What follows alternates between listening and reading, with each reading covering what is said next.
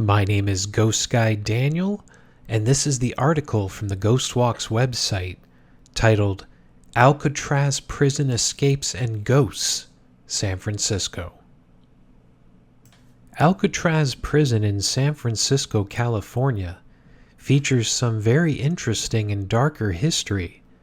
This main article explores it through the building, escape attempts, and of course, its ghosts. Alcatraz, a quick history. The name Alcatraz itself is very historic, dating back to a Spanish explorer who sailed San Francisco Bay in 1775. Finding this island among two others, this was the most beautiful, partly because of a strange type of bird perched on the rocks. Thought to be pelicans, the name Alcatraz most likely means strange bird. A military post. Discovered but not touched, it didn't appear again in history until 1846, when the land was transferred to an English pioneer named William Workman. Workman focused most of his life on discovering California. In these adventures, he was tangled up in the Mexican-American War. This is when Texas and California were captured and transferred over to the United States of America. That's 20 years before the Civil War. The winning leader in San Francisco gifted Alcatraz Island to Workman as a gift for all his help, and shortly after, it was purchased by the American government. Protect that gold. The government bought it as a military post, not to protect America, but all the gold. 2 years later, in 1848, the San Francisco gold rush kicked off, starting from a small town just 2 hours outside the current city called Sutter's Mill. Gold was everywhere. Americans from all over came to California to strike it rich. The last thing the government wanted was attacks by outsiders from the ocean. Alcatraz was the last line of defense. Inside threat. Good news. Nobody attacked the city from the ocean. The bad news, it was citizens on the land who attacked. A massive amount of lawlessness and violence. Gangs stealing from hard-working prospectors. The surge in criminals meant a prison was needed. How perfect to have a fortified citadel located on a remote island surrounded by frigid waters. For almost 60 years it ran as a prison island, until the historic citadel was deemed insufficient for all the criminals. It was torn down in 1909. A new structure was built using prisoners as free labor. In 1911, the current structure was completed. Interesting history. The basement of the citadel was kept and remains the same basement for a portion of the current Alcatraz structure. It's called the Dungeon. Real escape attempts from Alcatraz. It's funny. Telling a criminal something is impossible is bound to prove you wrong. Everyone knew it was impossible to escape from Alcatraz prison, so many tried, and many failed in the most violent of ways. I say most, because there was one, the basis of a Clint Eastwood movie called Escape from Alcatraz, about Frank Morris. Did he escape? For now, here's a list of major attempts. There are more, but these ones stood out to me the most.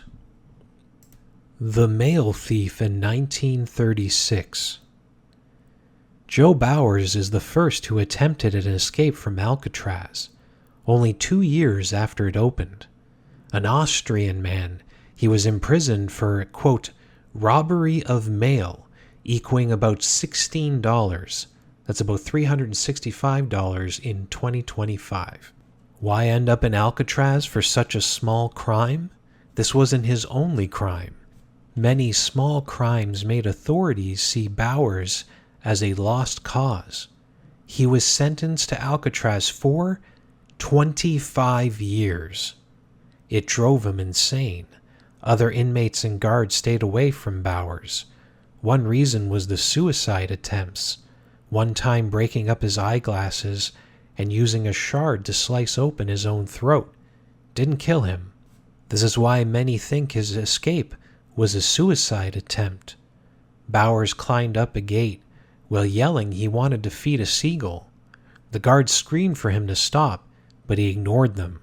They had no choice but to shoot him, hitting Bowers in the back, which pushed him over the gate, followed by a 60-foot drop to the rocks below. The Death Swim of 1937. Only a year after the death of Joe Bowers, a real escape attempt occurred. Two inmates named Theodore Cole and Ralph Rowe noticed one of the barred windows off the maintenance shop that the bars were wobbly and weak. Surrounded by tools, loose bars, didn't take a genius. Over a couple weeks, they filed away at the flat iron bars, eventually opening a space big enough for the men to climb through. Timed it perfectly. When the watching guards were occupied, Cole and Rowe got down to the shoreline, jumping into the water with a plan to swim to the San Francisco port. God had other plans. A storm came in, swirling up the waters. They didn't stand a chance. No bodies were found, and nobody doubts that Cole and Rowe now rest at the bottom of San Francisco Bay. Smashing a guard in 1938. This experience starts in the woodworking shop. Three inmates named Thomas Limerick, James Lucas, and Rufus Franklin felt Alcatraz wasn't the right place for them. Using a hammer, they jumped a guard on duty, smashed his skull so hard the man died soon after. Here was their plan: smash the guard, escape through the roof, seize a police boat, and rush to the mainland. Everything went perfectly until getting outside on the roof. They were looking over the side at a perimeter wall when a tower guard saw them. The guard's name was Harold Stites. Staying calm, he lined up his rifle at the men. With great accuracy, he shot down Limerick and Franklin. Seeing the others hit, Lucas put up his hands in surrender. Limerick died, but Franklin survived. Both Franklin and Lucas were sentenced to life in prison. Neither served out that full sentence. James Lucas was paroled but quickly violated it and returned to prison. Eventually he'd be released in 1970, forced to take a dangerous labor job with an oil company to make money, surviving everything to 86 years old when he died in 1998. They released Rufus Franklin, technically. Years later, he ended up at a prison in Atlanta. This is where he became very sick, causing grounds of release for compassion. He died a few months later in Ohio at only 59 years of age. Something to remember. Now you want to remember the tower guard Harold Stites. The hero of this escape attempt sadly became a statistic in the insane Battle of Alcatraz in 1946. So very close in 1943. More proof Alcatraz Prison's best feature is its location, sitting out way there, surrounded by frigid and dangerous waters.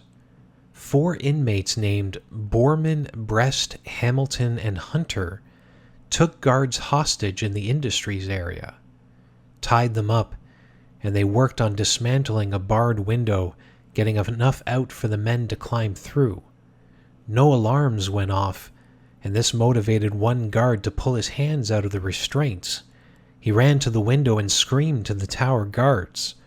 Alarms sounded, and the tower guards saw all 4 inmates swimming away from the island. They aimed and fired. It hit Borman, and the others watched him go limp and sink into the icy waters. They never recovered his body. After seeing Borman die, Brest and Hunter stopped to surrender, watching as Hamilton strongly swam around the shoreline and out of sight. Everyone thought Hamilton got tired and drowned, but they were wrong. Hamilton was once part of an infamous gang led by, maybe you've heard of them, Bonnie and Clyde. This taught him to never give up. But then he gave up. 2 days later, Hamilton approached the front gates with his hands up. He had swum around the shoreline to the back of the island, out of sight from the guards just as his arms gave out. Floyd Hamilton was saved. Because of this, Hamilton swore he'd turn his life around. Like many reformed criminals, he swore to find God. Usually a failing effort, but not for Floyd Hamilton. He served out his sentence, and then after his release, spoke to crowds about his time in the Bonnie and Clyde gang, traveling all over America. He ended up working at a car dealership in Dallas, Texas, and during his free time spoke to troubled kids, helping them turn away from crime. Floyd Hamilton died in 1984 and is currently buried in Oklahoma. The real escape from Alcatraz in 1962. Among all escape attempts, the 1962 escape orchestrated by Frank Morris and the Anglin brothers stands out the most. The reason? It may have been a success. Fitting, because Frank Morris was an artist of prison escapes. He had a rich history of attempts. It's believed the plan for Alcatraz escape matured over a 2-year period, created homemade tools to drill small holes into the wall. This was through small air vents under the sinks in their cells. It opened into the wall in utility areas. Space for pipes became ladders to the building's ventilator, which had access to the roof. Dummy heads. And famously, they also created dummy heads, amazingly done with normal products inside the prison any inmate could access, including soap, concrete dust, toilet paper, human hair. These heads are credited for the escape, giving them time because the guards were tricked, counting all the men on multiple bed checks throughout the night. This gave many hours of extra time to create a careful escape. Back to the escape, the men got onto the roof and in the cover of night made their way down to the shoreline. And then there was the raft, 50 raincoats fashioned together using glue and stitching, then sealed from steam from pipes. Pushed onto the water, the raft floated under the weight of all the men. Their exact route is unknown, but it's believed they navigated the waters and reached the mainland. It's unknown because none of the men were ever found.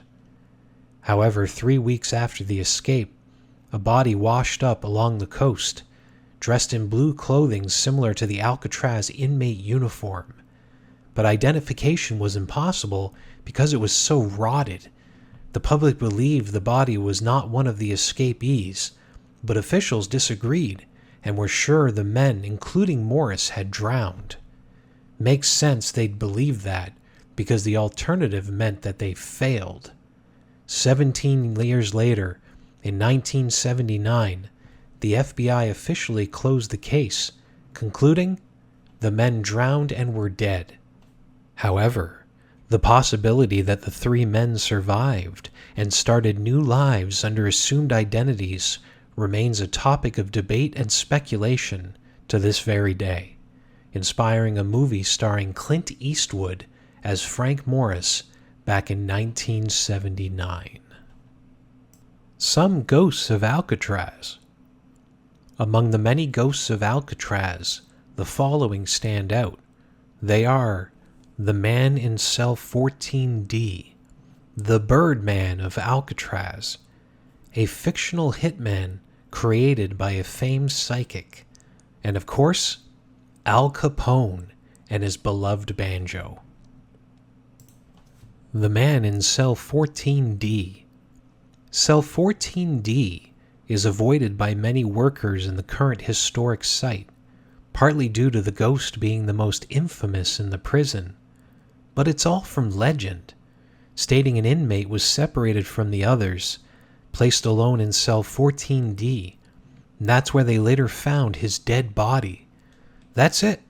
No details or reason for the death, just a complete mystery. The most confusing part is, why is the cell so haunted? Occurrences in the small space include sounds of rattling chains, muffled knocking on the walls, a ghostly figure seen moving around the cell. Even with a legend many would dismiss, the experiences prove something special.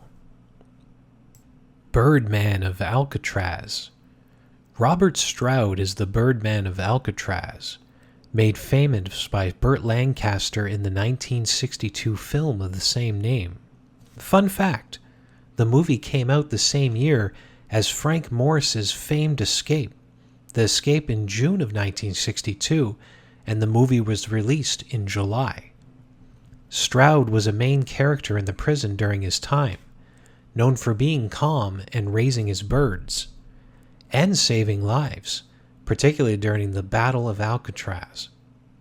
Now, Stroud died just a year after the film was released, but he wasn't in Alcatraz. In 1959, he was transferred to an outside medical center. No specific sickness, just died of old age at 73 years old. But he didn't die in Alcatraz, so this may be residual energy left over from all his years inside the prison, because his ghost remains on the island, particularly around the hospital. Maybe he felt a need to take care of the sick, like in life, but with people instead of birds. Or maybe the legend confuses the medical center in Missouri with the one at Alcatraz, and the Birdman has actually flown the coop. Sylvia Browne and the Fictional Hitmen. In 1984, psychic Sylvia Browne visited Alcatraz for a publicized seance on CBS. During her visit, she picked up on energy belonging to an inmate named Butcher Malkowitz. She said he was a hitman, and Malkowitz was killed in the laundry room by another inmate. The problem with this, there's no record of an inmate named Malkowitz, or any other inmate with that history. Didn't matter to the viewers, it became legend. Jumping off of Sylvia Browne's fame, she was well known for many appearances on The Montel Williams Show. Al Capone and his banjo. But no spirit is more infamous than Al Capone.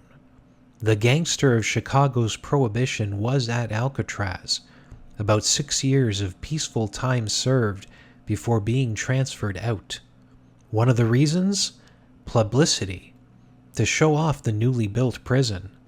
And during that time, Capone found calm in a humble instrument, the banjo. Contrary to his reputation, Capone's time at Alcatraz lacked enthusiasm. He kept to himself, reading books and magazines. The only exception to this routine, his banjo. This leads to the sounds of a banjo echoing out from all of Capone's haunts, mostly the halls near his cell number 181, and the showers as well. Fun fact, Capone created the first inmate band inside Alcatraz. It was called the Rock Islanders. It featured Al Capone on the banjo and George Machine Gun Kelly on the drums. This is in the Ghost Walks article, Alcatraz Prison Escapes and Ghosts, San Francisco, read by me, Ghost Guy Daniel. Now, it's been an absolute pleasure researching and reading for this legendary location, and even one day I will plan to visit and walk those halls and cells myself.